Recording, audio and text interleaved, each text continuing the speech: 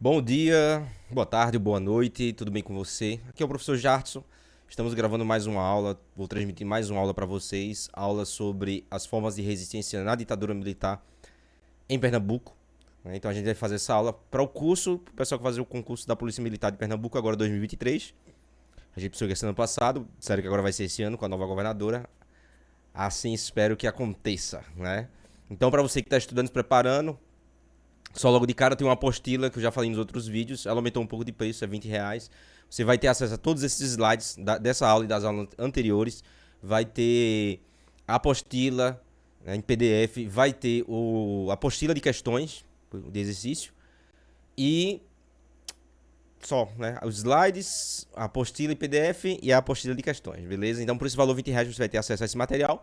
Acompanhe as aulas, que eu vou estar trabalhando nessas questões. E no final de tudo vai ter um simulado. Quando eu terminar todas as aulas, terminar de ser gravadas, e tiver próximo ao concurso, o pessoal que está inscrito para requerer, para querer essa apostila, ou para adquirir essa apostila, aí você vai participar de um simulado, beleza?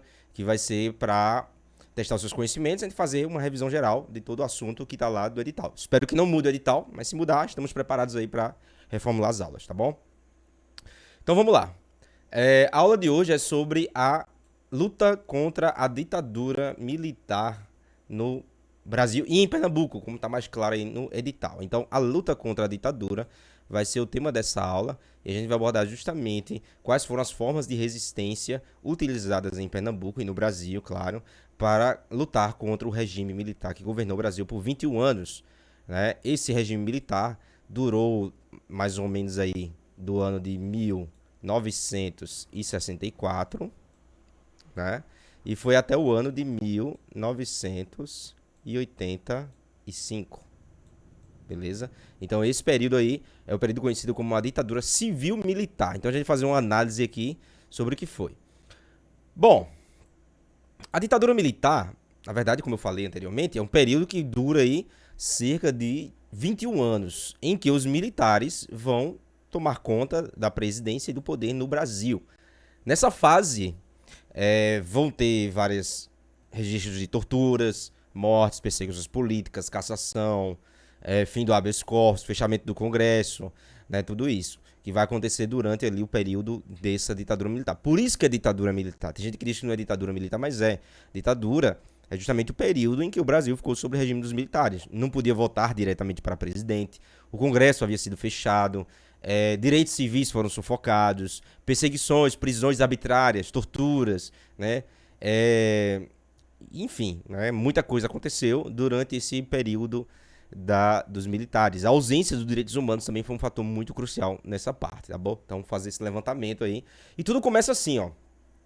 Com o presidente eleito João Goulart, presidente do Brasil, no ano de 64. João Goulart, foi o presidente da época conhecida como populismo, né? O populismo é a fase que vem antes da ditadura militar. Populismo não, né? Mudou até de nome. Agora é redemocratização, né? Que já vinha de uma ditadura da era Vargas, que foi o Estado Novo. E esse Estado Novo termina dando início ao governo do Eurico Gaspar Dutra. A gente viu isso na aula anterior. E nessa fase aí, essa chamada de redemocratização, também é conhecida como populismo. E ela começa com o Eurico Gaspar e ela termina com o João Goulart. Né? Quem foram os presidentes desse período? Aí teve o Eurico Gaspar Dutra, que era ministro da guerra de Getúlio Vargas. Aí Getúlio Vargas volta de novo a ser presidente do Brasil, né, nos anos 50. Se mata em 54, aí depois tem Café Filho, se eu não me engano. Aí depois tem também Juscelino Kubitschek, o JK, que constrói Brasília. Temos o Jânio Quadros, que ele vai governar por 7 meses. E depois João Goulart, que ele vai governar inicialmente. O Brasil vai ter um parlamentarismo, uma república parlamentarista, né? E depois volta a ser presidencialista. O que isso quer dizer? Que antes de João assumir, o presidente era Jânio Quadros, beleza? E Jânio Quadros, ele sai do poder, ele renuncia ao cargo de presidente. Nessa situação, o Congresso aprova uma lei que o Brasil passa a ser uma república parlamentarista. Quem manda no Brasil vai ser o parlamento, o presidente do Congresso. Só que, depois de um tempo, ocorre um plebiscito, e no plebiscito a população volta para o Brasil se tornar presidencialista, uma república onde o presidente tinha poderes para governar. E então quem ganha o poder era o vice, né, que O presidente havia renunciado, o vice então deveria assumir. E ele assume. O nome dele é João Goulart, como está aqui, hein, na própria imagem. Ele vai ser o presidente do Brasil, aí vai tomar o poder do Brasil, vai chegar à presidência do Brasil lá dos anos 64, 63, 64, que ele chega ao poder. E nessa situação, ele vai criar, logo de cara, o que chamamos de reformas de base. Cara, essas reformas de base deram uma baita dor de cabeça, porque essas reformas de base vai causar uma amargura da elite brasileira, né? E que vai mergulhar o Brasil nessa ditadura, que vai durar 21 anos, até 85, como diz aqui. Então, o que foram essas reformas de base que vão dar início à ditadura? As reformas de base foram reformas feitas pelo presidente Jango, que consistia nos seguintes pontos. Que era, em várias áreas, claro, eu botei as principais aqui, né? E tem aqui, ó, reforma na educação. O que foi essa reforma na educação? Visava combater o analfabetismo com a multiplicação nacional das pioneiras experiências do método Paulo Freire. O método Paulo Freire, né, para quem não sabe, Paulo Freire foi um grande educador brasileiro, pernambucano, inclusive, também, pode até cair aí no concurso. E ele foi um dos perseguidos durante a ditadura. Ele criou um método de alfabetizar pessoas, né, e conseguiu fazer isso, se eu não me engano, foi em Angicos. E ele conseguiu obter grande sucesso, nacionalmente e internacionalmente, depois desse método que ele havia criado, que é o chamado método freiriano. Que, inclusive, é de questionamentos, tá bom? Aí, esse método ia ser colocado como base do governo e provavelmente não, se tornou ministro da Educação, o Paulo Freire. O governo também propunha realizar uma reforma universitária e proibiu o funcionamento de escolas particulares. Foi imposto que 15% da renda produzida no Brasil seria direcionada à educação. Então, um dos pontos da reforma de base é esse aí. 2. Reforma tributária. Controle de remessa de lucros das empresas multinacionais para o exterior. O lucro deveria ser reinvestido no Brasil. O imposto de renda seria proporcional ao lucro pessoal. Então, você vê que a maneira como arrecadar imposto também deveria ser mudada. Reforma eleitoral. Extensão do direito de voto aos analfabetos e aos militares de baixa patente. Reforma agrária. Terras com mais de 600 hectares seriam desapropriadas e redistribuídas à população pelo governo. Nesse momento, a população agrária era maior do que a urbana. E a reforma urbana, que foi a mais complicada, assim, para a elite, né? A elite foi que se ofendeu muito com essas reformas de base. Foi estipulado que as pessoas que tivessem mais de uma casa poderiam ficar com apenas uma. As demais seriam doadas ao Estado ou vendidas a preço baixo. Então essas reformas aí atingiram a alta sociedade em cheio, os ricos, a classe média alta também, que saíram às ruas pedindo o impeachment, a saída e o golpe militar, assim como está acontecendo hoje, né? O Bolsonaro perdeu a eleição, né? E tem uma galera lá nos quartéis pedindo o golpe, pá, que os militares... Pronto, muito parecido com o que aconteceu na época. Só que, na época, o contexto era muito diferente. Por isso que os militares atenderam a essa situação. Diferentemente de hoje, né? Que hoje em dia tem nada a ver com uma ditadura, né? Não tem nem sentido. Pois bem. Então, prosseguindo. O que acontece aqui? Quem apoiou esse golpe, né? Quem foram os articuladores do golpe de 64? Aí tem aqui, ó. Militares foram interessados em obter poder. Os militares sempre participaram do poder e queriam mais poder ainda. Estavam instigados pela população. Alta sociedade, né, instigada pela falsa ideia de que o comunismo estava tomando poder, nas figuras de João Goulart. Os Estados Unidos da América, que estavam com medo do Brasil se tornar uma nova Cuba. A Igreja Católica, que de início apoiou o movimento, foi a favor do golpe de 64, mas depois se arrependeu amargamente e passou a lutar contra a ditadura. E alguns políticos, por isso que é civil-militar, né? Porque envolveu a sociedade civil, políticos também civis, né? Aí alguns políticos importantes, como foi o caso do governador do Rio de Janeiro, o Carlos Lacerda.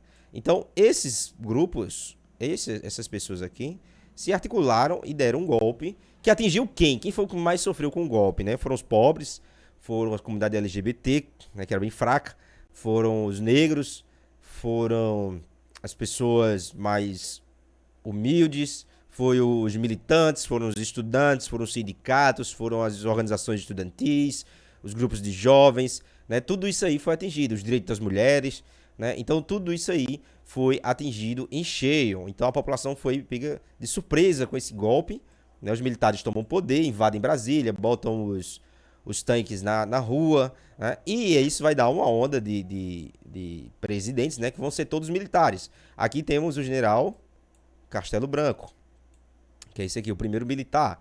Depois vem o Costa e Silva, que é esse aqui. Depois vem o Médici, né, o Geisel. E por fim, o último, o Figueiredo, que é esse último aqui. Então esses são os presidentes do Brasil que governaram nesse período aí de 21 anos, tá bom? Todos eles foram militares e todos foram eleitos de maneira indireta. Aí vem, ó, os militares, nesse contexto, eles não eram unânimes, eles não eram unidos, eles não tinham o mesmo pensamento, como tem também até hoje os militares não são 100% unidos. Então havia dois tipos de militares. Havia os militares que eram os mais de boa, que é difícil até de pensar dessa forma, mas enfim. Tinha os militares da Sorbonne. Os militares da Sorbonne eram estudantes que estudavam na faculdade, estudaram na Universidade da Sorbonne, na França. Essa mesma ala também era chamada de ala dos brancos, ou também de castelistas. Ó, brancos e castelistas, dá pra ter uma ideia que era grupo de Castelo Branco. Esses queriam o quê? Aí vem aqui, ó. Deixa eu botar só o laser para ficar melhor de visualizar. Apresentavam uma parte menos radical e defendiam uma ditadura, mas... esse aqui, né? Mas por pouco tempo. Apenas para limpar o país da sujeira comunista. Castelo Branco, Couto e Silva, Geisel e Figueiredo vão ser os que vão marcar esse período considerado como ala dos brancos ou Sorbonne. Alguns vão ser presidentes do Brasil, né, como o caso do Castelo Branco, Geisel e Figueiredo. Representavam a parte mais radical da política militar do Brasil, defendiam a ditadura longa e prolongada sem abertura política. Esse era o chamado de linha dura, que era a parte mais radical. Então, os militares, eles não eram unânimes, eles não eram unidos, eles não tinham o mesmo conceito de como a ditadura ou o governo deveria caminhar. A Sorbonne queria um Brasil, uma limpeza no Brasil, tirar o Brasil do comunismo. Já a linha dura queria um negócio mais radical, tomar o poder e ficar mesmo nele por um bom tempo, tá bom? Então, vamos avançar aqui. Enfim, aí tem um general aqui, o primeiro governante, o general Castelo Branco. Né? Castelo Branco foi o primeiro presidente do Brasil durante essa fase da ditadura militar. E o Castelo Branco fez o quê, né? Durante o governo do Castelo Branco, muitos acharam que a ditadura passaria rápido, pois o vice era um civil. Mas não foi bem assim, pois vários membros da sociedade foram perseguidos, como professores, estudantes, e muitos representantes do governo foram caçados, como o próprio Jango, Jânio Quadros, Luiz Carlos Prestes e outros. Na questão econômica, ocorreram os seguintes pontos: aumento do imposto e das tarifas de serviços públicos, obtiveram empréstimo com os Estados Unidos, incentivou a entrada de capital estrangeiro no país, criou o FGTS, comprimiu o salário do trabalhador, ajustando-os por índices sempre menores que a inflação. Então, alguns feitos do Castelo Branco, como foi o primeiro presidente, né, o seu governo ainda foi marcado por umas situações bem mais fortes que essas. Primeiro, a criação da Constituição dos militares, né, e, claro, também a criação dos chamados atos institucionais. Opa! O que foram esses atos institucionais? Veja só. Atos institucionais eram regras que eram pelo governo, né? Vamos dizer assim, medidas criadas pelo governo que não precisava de apoio ou de votação na Câmara. Simplesmente eles faziam valer, né? Eram criados pelos militares. Então, foi a chave da transição do Brasil, da democracia para a ditadura, né? Então, os atos institucionais eram os seguintes. Teve o AI-1. Deixa eu tirar minha imagem aqui um pouquinho. Teve o AI-1, que estabelecia eleições indiretas para presidente e dava poder de militares de caçar mandatos, suspender direitos políticos de qualquer cidadão por 10 anos e decretar estado de sítio. Então, o AI-1, ato institucional número 1, marcado por esses pontos, né? Principalmente as eleições indiretas. 2. Ocorria o fim do pluripartidarismo, passando a existir apenas dois: a ARENA, Aliança Renovadora Nacional, e o MDB, Movimento Democrático Brasileiro. Só dois partidos. AI-3, ato institucional número 3. Todos os governadores teriam que ser escolhidos de forma indireta. Os eleitos governadores escolhiam os prefeitos. E o AI-4, elaboração da nova Constituição do Brasil sob rígido regime dos militares, proibição de greve, ampliando assim os poderes do presidente. Então, os presidentes tinham poderes máximos dentro dessa sociedade que era a dos militares. E por fim, o AI-5. O AI-5, para gente falar dele, é bom lembrar que foi durante o governo de Arthur Costa e Silva que vai ser criado o ato institucional número 5. Esse ato institucional número 5, ele vai ser o chamado golpe dentro do golpe. Por que golpe dentro do golpe? Porque o próprio golpe 64, né, vai marcar essa entrada do Brasil na ditadura. Beleza, todo mundo ficou sabendo, a galera se revoltou, teve gente que foi preso logo no início. O golpe dentro do golpe foi o seguinte, simplesmente devido às manifestações, devido às greves, devido aos movimentos estudantis, às movimentações estudantis contra a própria ditadura, dos camponeses e tudo mais, o próprio governo decidiu criar o AI-5, que era um ato que foi chamado de golpe dentro do golpe, porque ele realmente fechava o Congresso, porque ele institucionalizava as perseguições, né, as prisões arbitrárias por questões políticas e tudo mais. Então, a censura ficou muito forte, né, a população ficou aquele clima de tensão no ar muito grande, né, justamente pelo fato de que os estudantes estavam se organizando e os militares decidiram dar um contragolpe, que foi justamente o AI-5, foi no governo de Arthur Costa e Silva, que foi marcado também pelo seguinte, né, aqui ó, ele era representante da linha dura, seu governo foi marcado pela repressão de várias manifestações que ocorreram no período. Durante o protesto de São Paulo, um jovem chamado Edson Luiz foi morto em confronto com a polícia.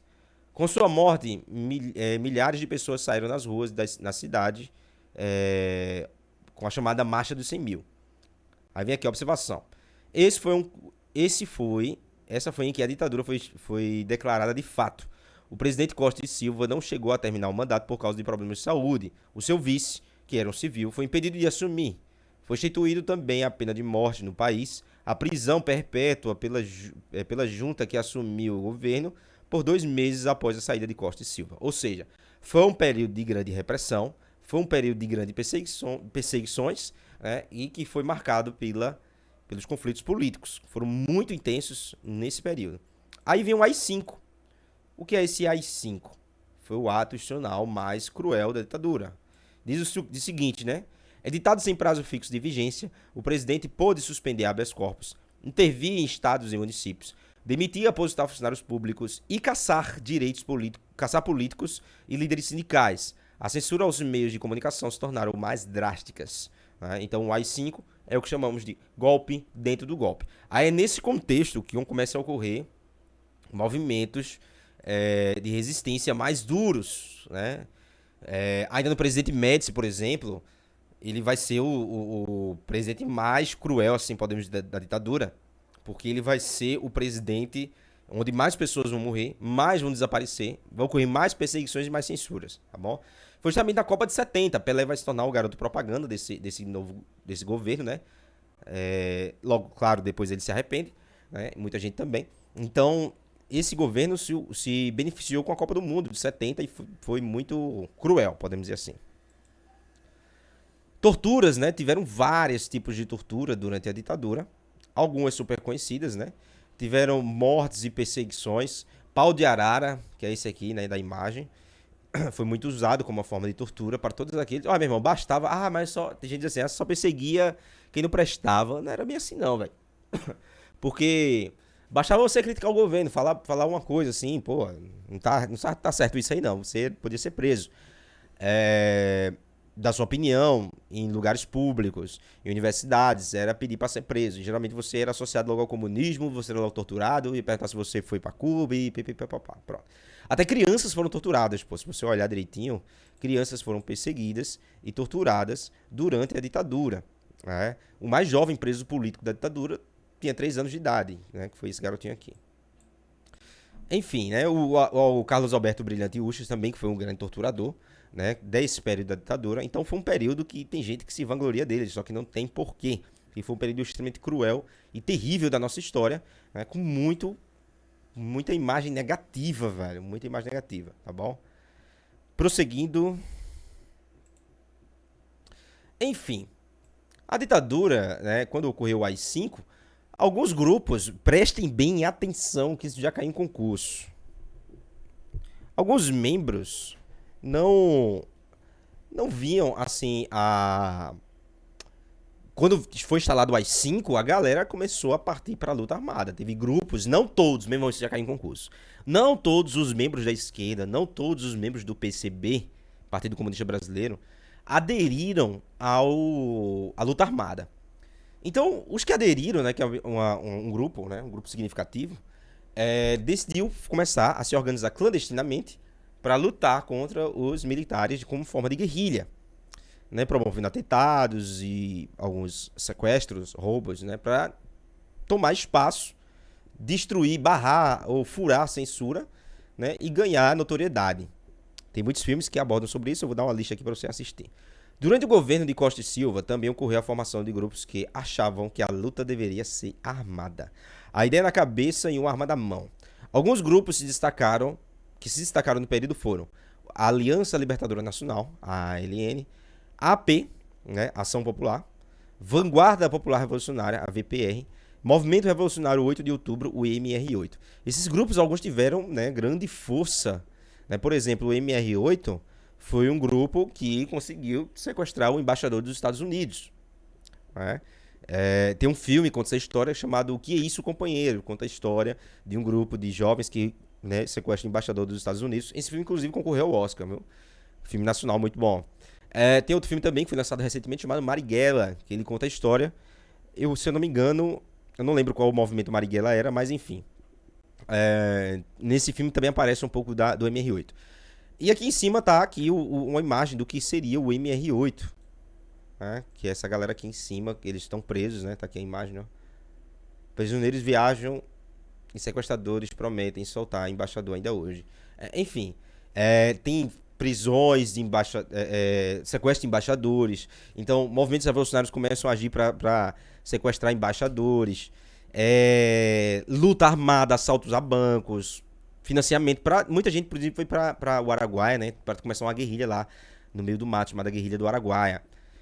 Mas a polícia foi lá, o exército também perseguiu muita gente foi perseguida, torturada e tudo mais. Então esses foram os grupos revolucionários. Alguns tiveram ação até mesmo aqui em Recife, viu?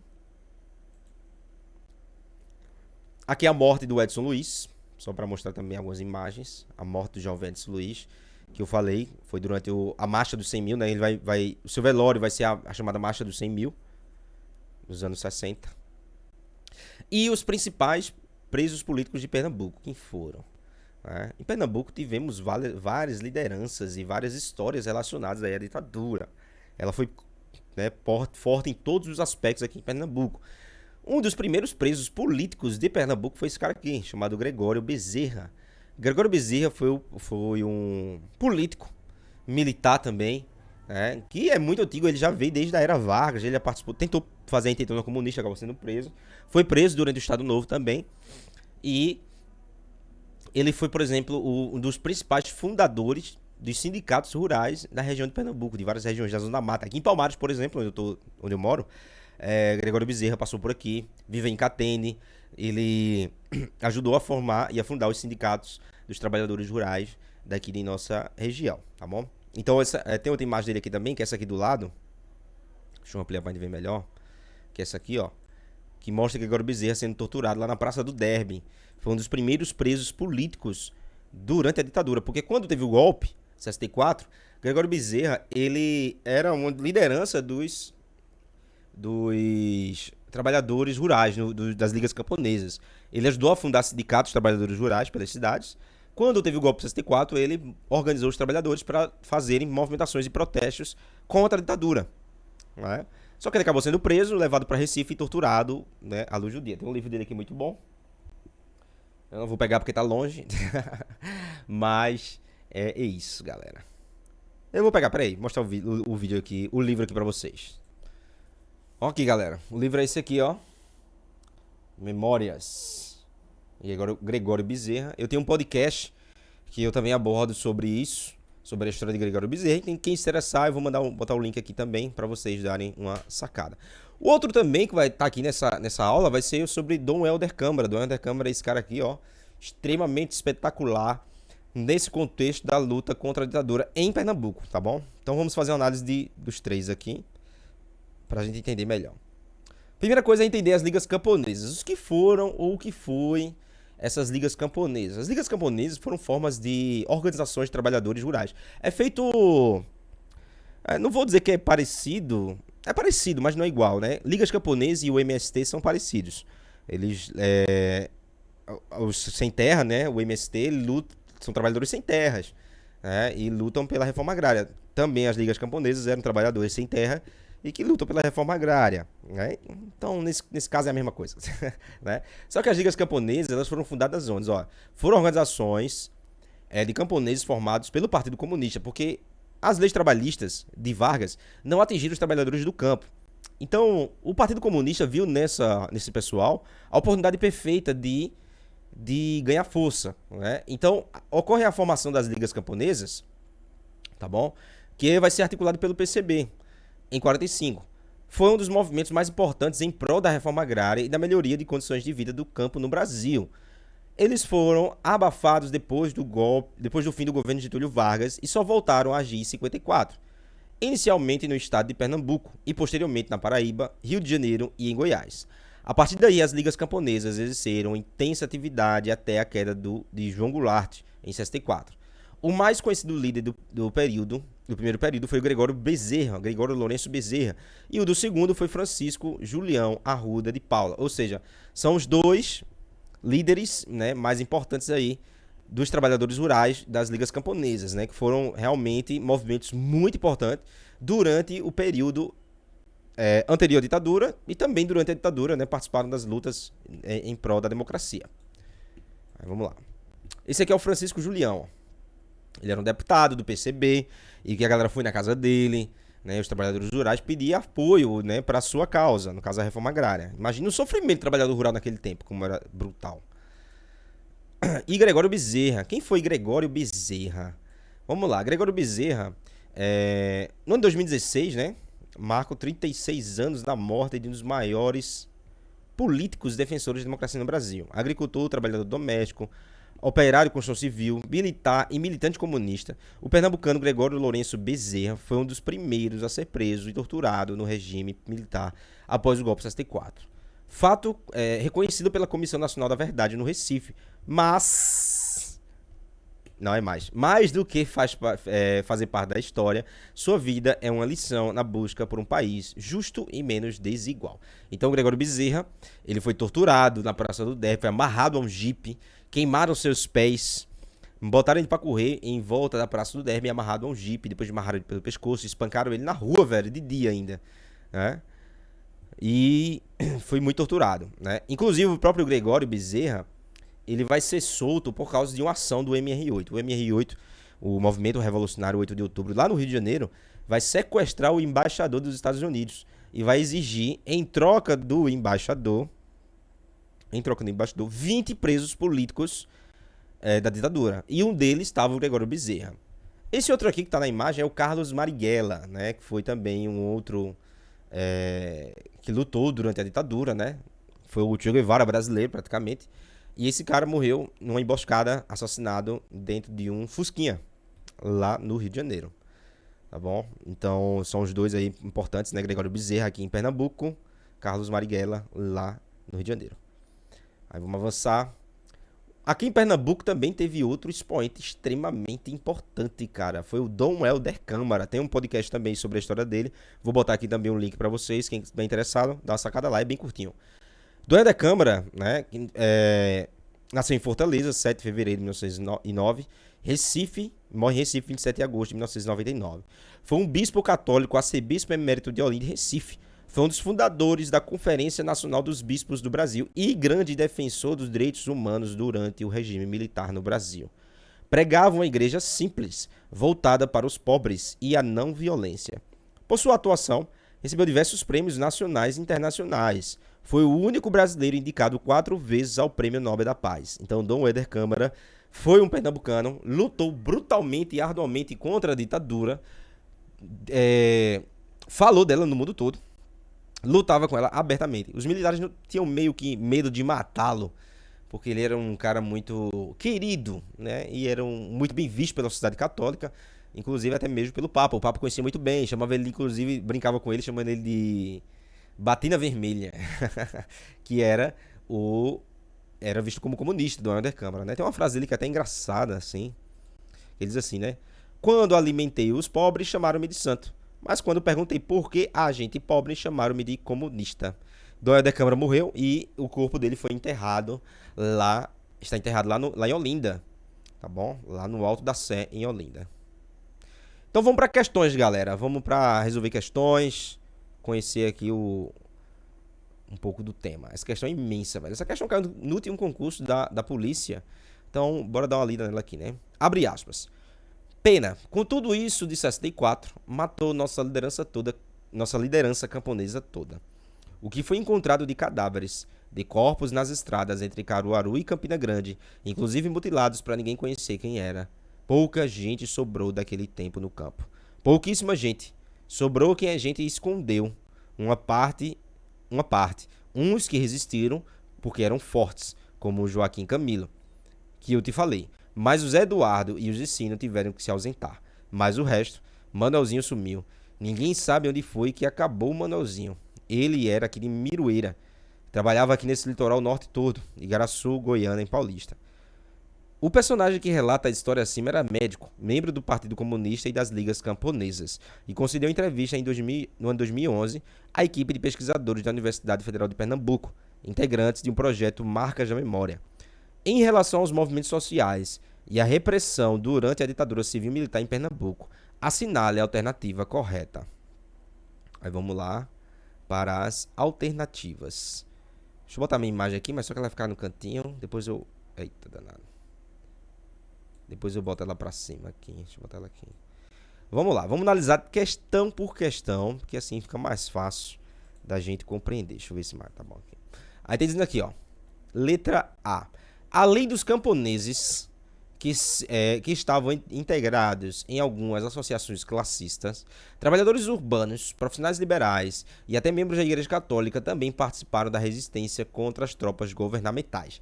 Olha, essa aqui já tá parecendo estar correta, né? Que tá dizendo trabalhadores urbanos, né? Tem aqui associações classistas, profissionais liberais e até mesmo membros da Igreja Católica participaram da resistência contra o governo. Essa aqui é fácil, velho. Tá parecendo que tá correta aqui na letra A, né?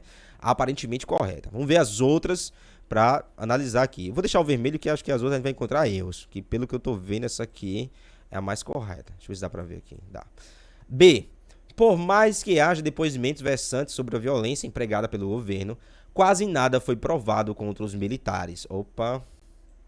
Quase nada foi provado contra os militares. A falta de um número maior de provas acaba ratificando a versão de que, em Pernambuco, o regime civil-militar foi moderado. Essa aqui tá errada, velho. Não foi moderado e passou longe de ser moderado em Pernambuco. E essa imagem também não é visível. Deixa eu botar aqui em cima agora. Letra C. A resistência ao golpe e a ditadura civil-militar ficou restrita ao meio rural. Ó, tá errado aqui, ó. Ficou restrita ao meio rural. Apenas. Não sendo possível se verificar focos de resistência na zona urbana. Dentre as principais causas, destaca-se pouca influência do Partido Comunista possuir no Recife e em sua região metropolitana, bem como a falta de organização da sociedade para ações de resistência, fosse elas individuais ou coletivas. Essa está totalmente errada. Houve lutas aqui, houve resistência, tanto no campo quanto na cidade. D.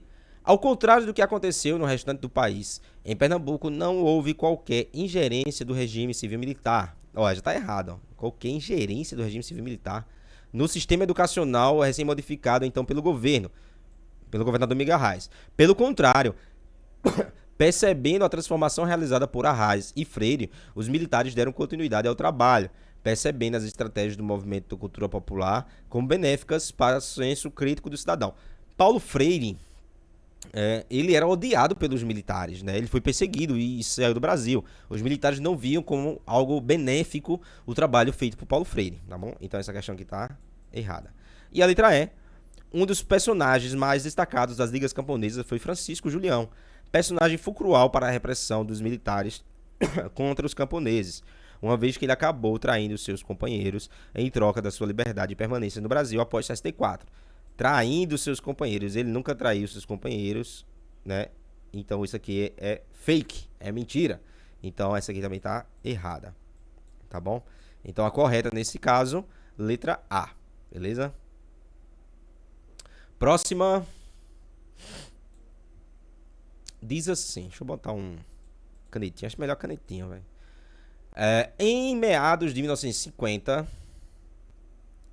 diversas ligas camponesas emergiram na região da Zona da Mata, com atuação destacada em Pernambuco e na Paraíba. Tais ligas, letra A, defendiam...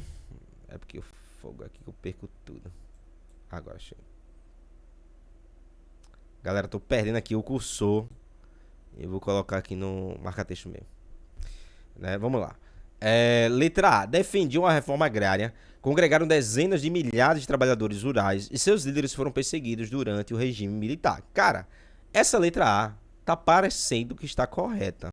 Né? Vou botar aqui de amarelo, porque aparentemente tá correta a letra A. Porque realmente congregaram milhares de trabalhadores, seus líderes foram perseguidos e defendiam a reforma agrária. Tá tudo aí. Não tem erro pra mim essa questão aqui. Vamos ver as outras. B. Organizavam os trabalhadores rurais com sindicatos vinculados ao governo. Olha, já tá errado. Sindicatos vinculados ao governo. Tá fora. Né? Reivindicando melhorias salariais frente ao trabalho durante a seca. C. E frentes de trabalho durante a seca. Tá errado. C. Diz o quê? Subordinava-se à Igreja Católica. Ó, já tá errado essa parte aqui. Subordinava-se à Igreja Católica. Isso não é verdade, tá bom? Uma vez que seus idealizadores eram padres defensores da teologia da libertação, comovidos com a miséria nordestina. Então, não eram subordinados à igreja, mas faziam parte da ideia do Partido Comunista. D. Extinguiram-se totalmente como movimento agrário após conquistarem a aprovação do Estatuto da Terra no início dos anos 60. Também tá errado, não se extinguiram. Até hoje tem seus remanescentes, beleza? Letra E. Transformaram-se em grupos guerrilheiros, formando um exército rural que venceu a guerrilha do Araguaia. Primeiro, essa guerrilha que nunca nem teve. Foi desarticulado e logo em seguida... E foi desarticulado logo em seguida, nos anos 70.